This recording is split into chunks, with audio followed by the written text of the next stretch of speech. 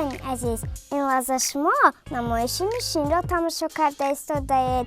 این نمایش برنامه آموزشی است و من طولی چند لحظه برایتان درباره خوراک‌های شیرین و لذیذ معلومات داده از میوه و سبزیجات تر و تازه هر گونه طعام و خورش‌های زیبا پیشنهاد می‌کنم.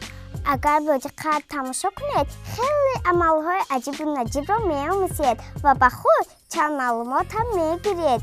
این وقت و ساعت با ما باشید، خیلی جالب است. دوستانی عزیز، سراول من با شما اسب یک معجزه آماده می‌کنم که خیلی عجیب است. نگاه کنید، خیلی آسان کار می باشد و ما 5 دانه سیب خردک لازم می آید تا که عملمون با پورگی آماده گردد. با ما 5 دانه سیب، سبزی، مویز و با ما چوبچه‌های مخصوص لازم می شود. این چنین فلماستر رنگ لازم می آید. دوستان خوب دقت دهید، کارش آسان و نبودش زیبا است. اکنون آغاز میکنیم.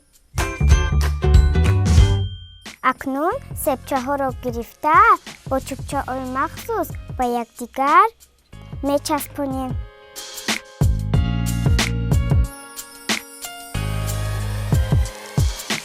همین طور با دیگرش را گرفته گرش میچسبانیم.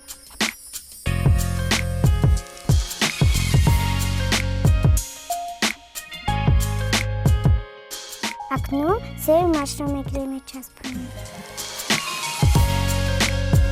همین طور احتیاط کنید چوبچه ها نشکند. چهارمش را میگیریم، باز همین طور میچسبانیم.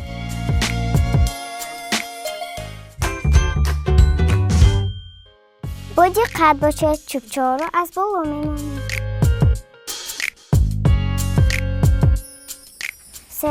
سیب آخرین را میگیریم میچسبانیم. اکنون عمل اول تمام شد. میگذاریم به عمل دیگر. اکنون سبزی را گرفته با چوبچه به اساس عملمون میچسبانیم. با همین طرز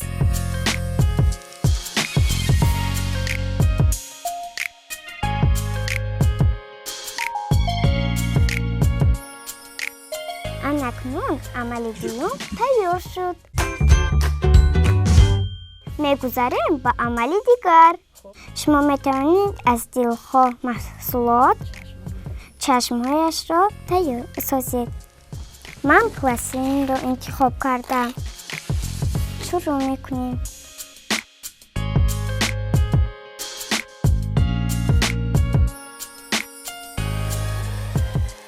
ببینید به همین طرز اکنون میچسبونیم.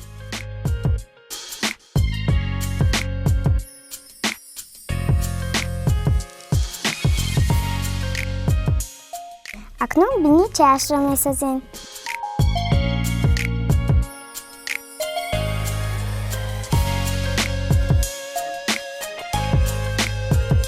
دهانچه‌اش را نیز میسازیم.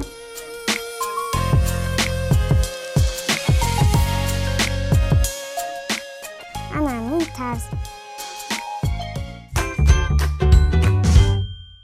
عمل ما میجم دارد. با فلماستر میجا را میکشیم.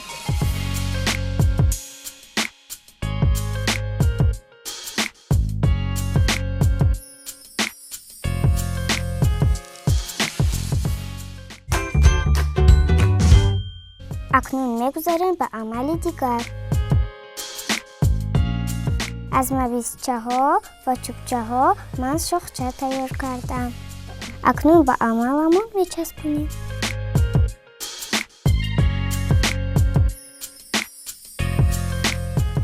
اکنون دیگرش رو میگیریم.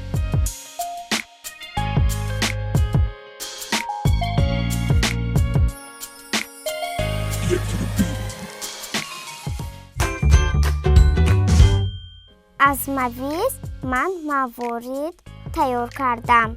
انا ببینید چه خیلی زیبا است. این رو هم میچسبونیم.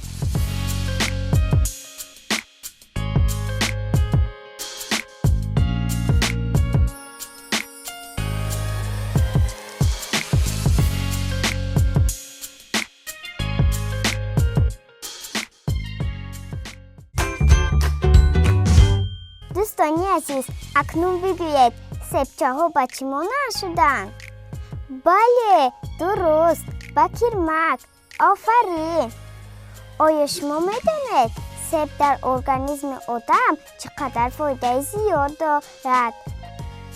اگر ما سیب را استعمال کنیم خیلی قوی و بدن کلان می‌شویم.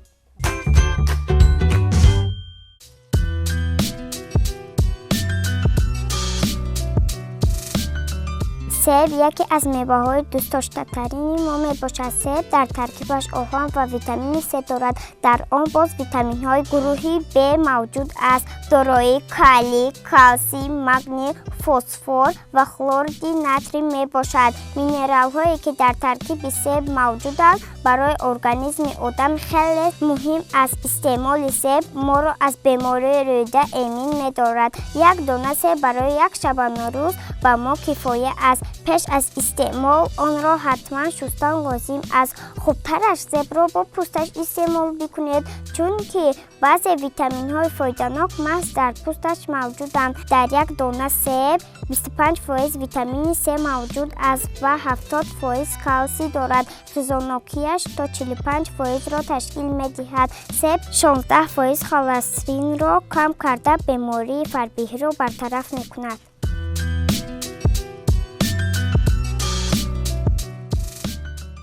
انا دیده سیب برای ارگانیسم ما چقدر فایده زیاد داشته است.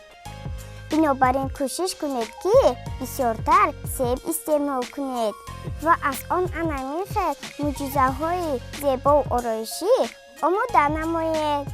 چنین عملها اشتها را نسبت به خوراک زیاد میگرداند. خیر، تو بازدید.